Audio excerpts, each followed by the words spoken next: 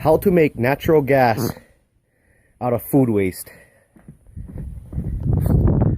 What I built here, guys, is basically pretty much all recycled materials except for this ball valve here and this tube, this inner tube here. Basically the way it works, guys, is very simple. Very simple. Third world countries use this a lot. In North America, we really don't even know about this too much.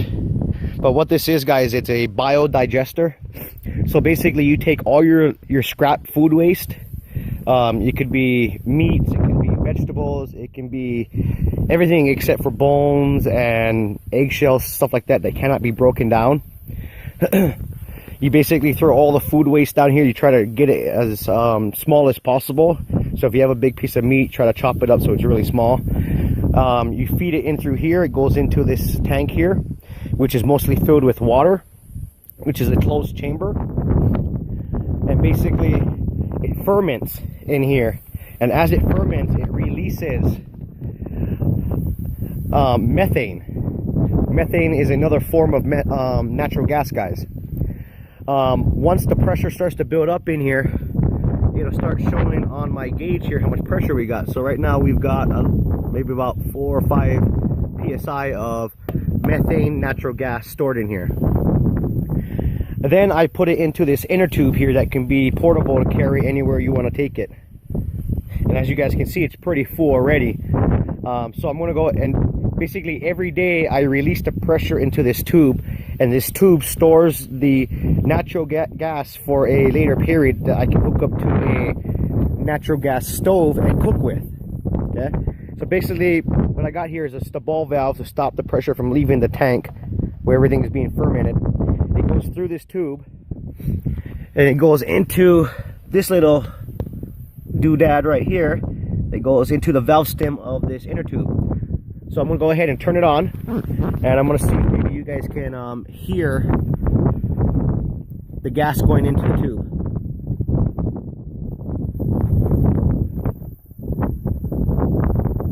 I can hear it. So we are now filling, I just turned it on, we are now filling the inner tube with flammable gas. So food waste to flammable gas that can be used for cooking. Anybody can do this, guys. Majority, 60% or 70% of water in here, the rest is food waste. And every day you feed it a little bit from whatever scraps you have. And very simple. So right now, yeah, our pressure is going down because we're filling this inner tube even more, and this inner tube is getting really tight now. Really tight. So the idea here, guys, is to fill your inner tube up as much as you can to expand it, because as it expands, it creates pressure. And so that way, when you get ready to hook up a tube to your natural gas stove or portable stove, it'll have that pressure pushing back on itself to push the gas out of the line. So ideally, you want to, expand this tube as big as you can get it.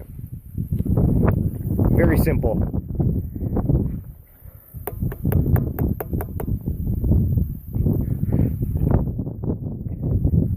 And you can purge it once or twice a day depending on how much pressure you have in there. The more food you put in there, the more it'll break down and create methane gas. So I haven't put any food in this digester for probably about 4 days, and it is still producing gas every single day. Oh yeah, she's nice and tight, guys. Nice and tight.